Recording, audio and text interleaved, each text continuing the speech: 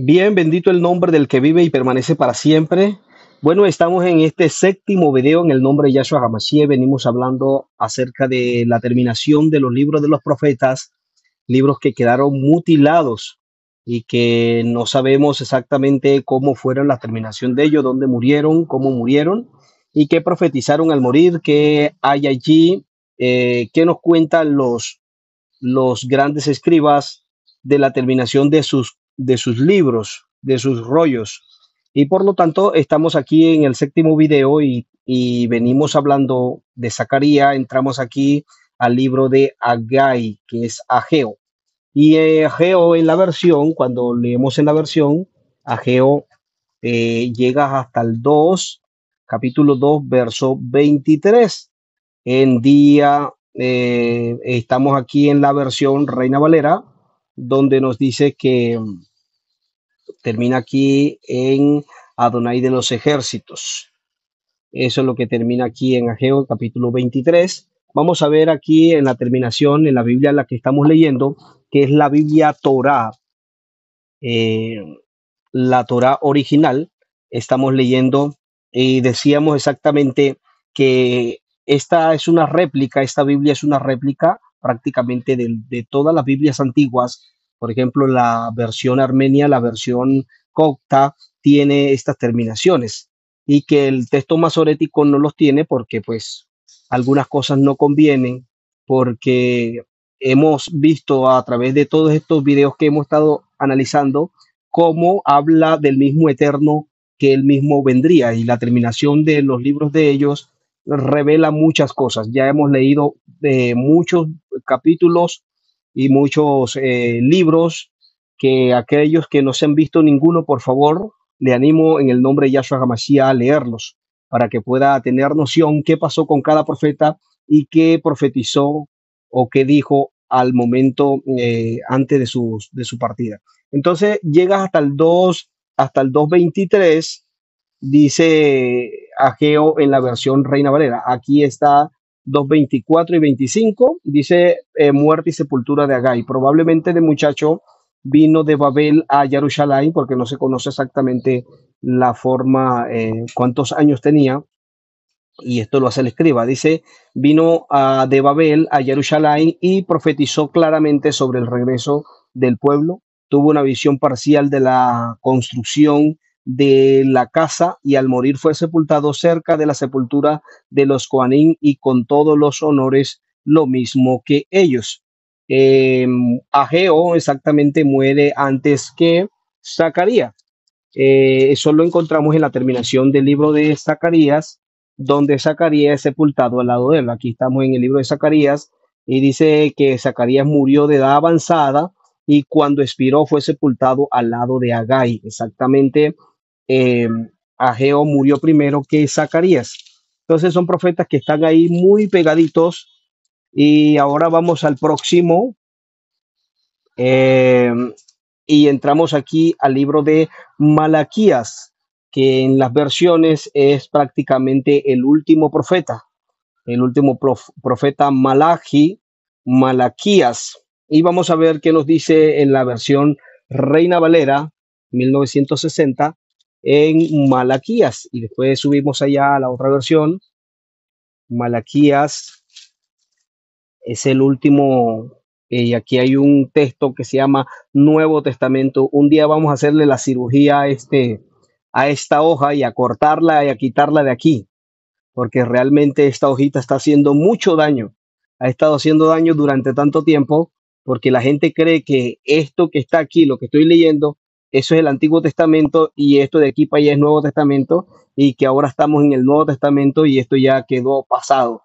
Lamentablemente, quiero decirle a todos los cristianos que ven estos versos o han visto estos videos, quiero decirle que esta hojita la colocó la Iglesia Católica aquí para hacer una separación de que esta palabra que había dado el Eterno, ya esto quedó abolido y ahora es de aquí para adelante que la gente tiene que estudiar.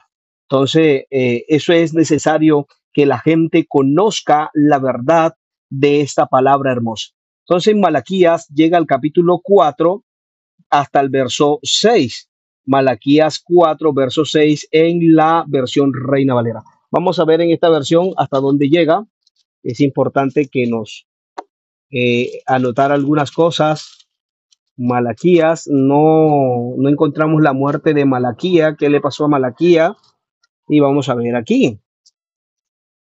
Allá llega hasta el 4:6, pero es algo importante que tenemos que analizarlo. Dice muerte y sepultura 4:6 y aquí llega hasta el 4:3, porque exactamente hay otros textos más que prácticamente ahorita lo vamos a mirar en todo esto que vamos a leer aquí. Dice muerte y sepultura de Malaquía. Dice, nació en Shofa a la vuelta del exilio, incluso de muy muchacho tuvo una vida íntegra, puesto que todo el mundo lo honraba como Kadosh y bondadoso, lo llamaron Malaki, que quiere decir el mensajero de Yahei Bajei.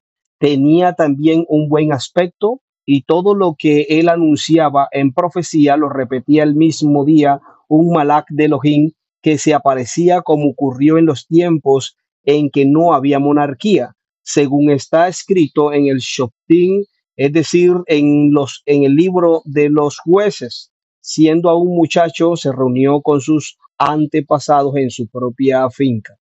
Entonces es importante, leamos acá unas anotaciones que son de vital importancia. Dice, el texto original de Malaquía termina en el capítulo 3, que así aparece en el texto de la Septuaginta.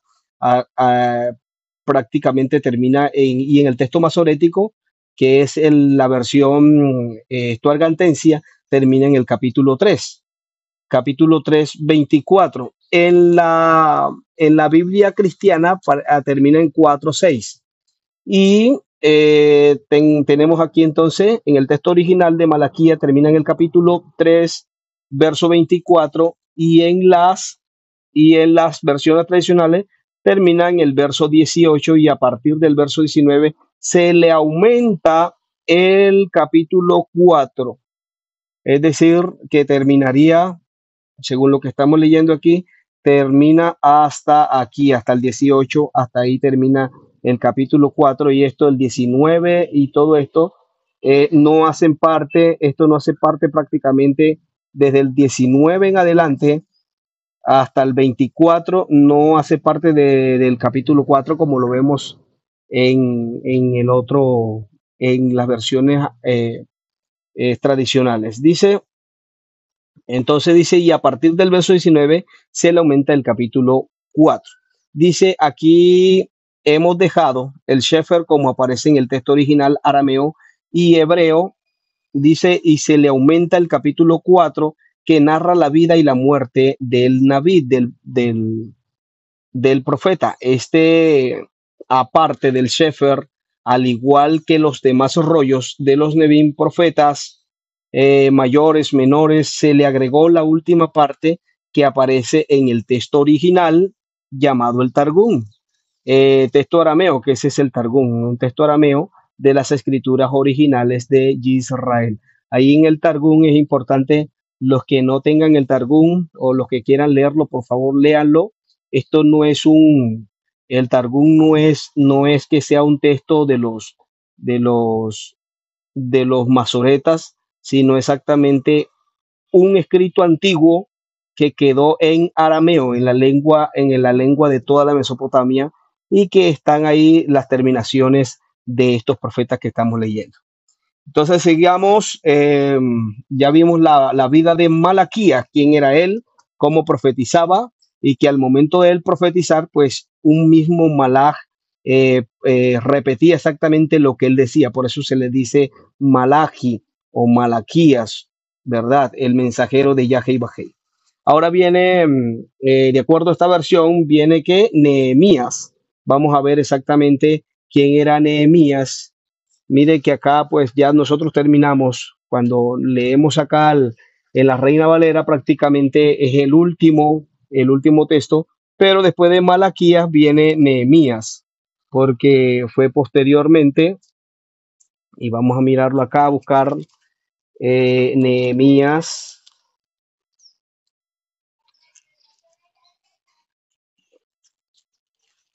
el libro de Nehemías. Vamos a buscarlo, que es de vital importancia, y las terminaciones de estos libros.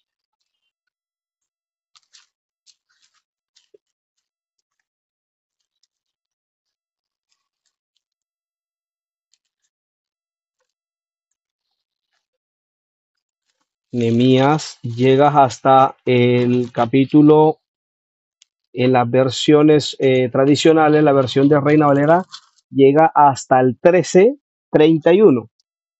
13:31, y aquí el libro de Nehemías, capítulo 13, verso 31 en Reina Valera. Vamos a verlo acá en la versión original. Vamos en orden, porque este es el orden. Después de Malaquías viene Nehemías en la reconstrucción de las murallas y todo aquello, porque ellos vienen de la deportación de Babilonia. Nehemiyahu, vamos a ver qué nos dice Nehemías. Y ahí pegadito está el Sefer ¿de quién más? El Sefer de Esdra, capítulo 13:31. 13:31. Ok. Nehemías sí está, llegas hasta allí. Ok. Eh, Posteriormente, ahora viene el libro de Esdra. Vamos a ver. Este está igual como está allá. Vamos a ver el libro de Esdras. Esdras llegas hasta el verso, hasta el capítulo 10, 11. Vamos a mirarlo acá si llega igual. Esdras,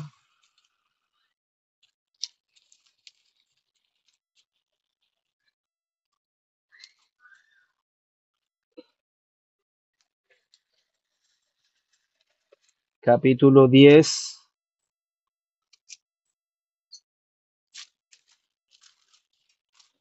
Acá está.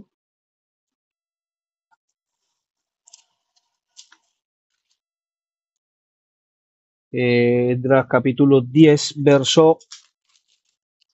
capítulo 10 llega hasta el 10:44, llega en la versión Torah viviente, y en la Reina Valera también llega hasta el 10:44. Ok, muy bien. Entonces seguimos subiendo a las crónicas, libro de crónicas. En las crónicas hay algo interesante. Las crónicas sí están idénticas. El libro de crónicas, primera de crónicas, segunda de crónicas, y Esdras es quien escribe crónicas, de acuerdo a esta escritura. Aquí aparece, vamos a colocarlo aquí. Estamos aquí en el libro de Esdras, ¿verdad? Y el segundo Sefer de Esdras es crónicas. Esdras escribe las crónicas exactamente desde el tiempo de Noé hasta prácticamente el último tiempo, hasta que fueron a la deportación, vinieron todos los reyes. Todo eso es relatado por Esdras. Primera de Crónica, ahora miremos Segunda de Crónicas, también capítulo. Segunda de Crónica es el segundo libro, o más bien el tercer libro, el tercer Sefer de Esdras, que lo escribe también Esdras. Segunda de Crónica es el tercer rollo que escribe, y aquí encontramos también la recopilación de todos los reyes. En Primera de Crónica encontramos hasta la vida y muerte de David. Nuevamente, ¿por qué se reescribe todo eso? Recuerden que cuando Israel fue destruido por la deportación, todos los rollos fueron quemados y prácticamente todo fue reescrito nuevamente, porque todo esto se terminó en un momento y la historia pareciera que se hubiese perdido, pero Esdra el Eterno le permite escribir muchas cosas. Un día de estos vamos a hablar acerca de Esdra, cómo el Eterno lo, lo coloca para que él haga todo esto. Después de esto de Esdra viene el libro de Esther, el libro de Hadasha. Y este libro es escrito por Mordejai, por Mardoqueo, más conocido como Mardoqueo. Así que el libro de Hadasha, de Esther, escrito por Mordejai, Sefer de Mordejai, Hadasha, en el tiempo de Nehemías, que prácticamente Nehemías era un eunuco y estaba en la corte del rey Xerxes, más conocido hoy día como Asuero en las versiones, que es el esposo de la reina Esther. Ellos posteriormente se van a Jerusalén y allí comienzan la reconstrucción nuevamente del templo al momento de volver. Entonces aquí tenemos el Sefer de prácticamente de Hadasha, ¿ok? Miremos a ver, Esther, eh, miremos a ver en la Reina Valera qué nos dice, a ver qué encontramos acerca de la Reina Esther.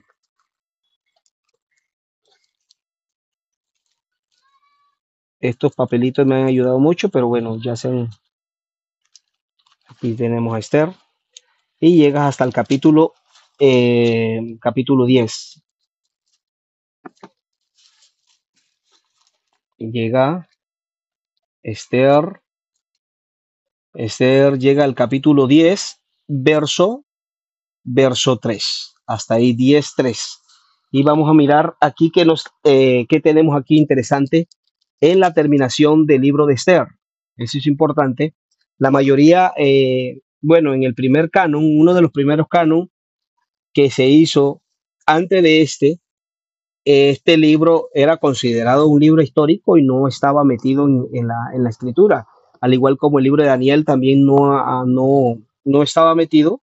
Posteriormente, en el tiempo de Yahshua HaMashiach, sí ya estaba incluido, porque los grandes rabinos de aquel entonces decidieron incluirlo, pero fue sacado nuevamente, porque según este libro en ninguna parte aparecía el nombre del Eterno.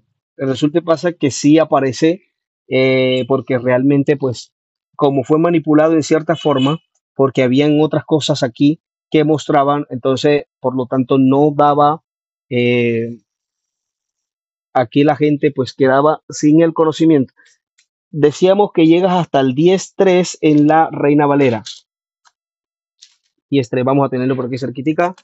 10:3 y termina aquí. Capítulo 10, el verso 3. Entonces aquí tenemos, dice, porque Mardoqueo, el judío, dice la versión. Sí, vamos a leerlo primero aquí, cómo termina, para seguir la secuencia de la escritura. Dice, porque Mardoqueo el judío fue el segundo después del rey Asuero, y grande entre los judíos y estimado por la multitud de sus hermanos, porque procuró el bienestar de su pueblo y habló paz para todos, para todo su linaje. Ok, y ahora dice, para todo su linaje, dice el verso 2, que acá es distinto. Dice, su Mordejai reemplazaba al rey dice Artashata, y fue un gran personaje en el reino y muy respetado entre los Yehudim. Su manera de vivir le ganó el aprecio de toda su nación. Mordejai dijo, Elohim es el que ha hecho todo esto. Ahora me acuerdo de la visión que tuve que se refería a estas cosas, nada dejó de cumplirse. El pequeño manantial que se convertía en un río, la claridad, el sol y la gran cantidad de agua. El río es Hadasha, con la cual se casó el rey y a la que hizo reina. Los dos dragones somos Amán y yo. Fue un sueño que tuvo Mardoqueo y aquí lo muestra. Los dos dragones somos Amán y yo, dice, las naciones son aquellos que se juntaron para destruir a los Yehudim. Mi nación son los Yisraelim, que elevaron su voz a Elohim y fueron salvados. Verdaderamente Yahweh Bajei ha salvado a su pueblo. Yahweh Bajei nos ha librado de todos estos males, haciendo grandes milagros y prodigios como nunca se han visto entre las otras naciones.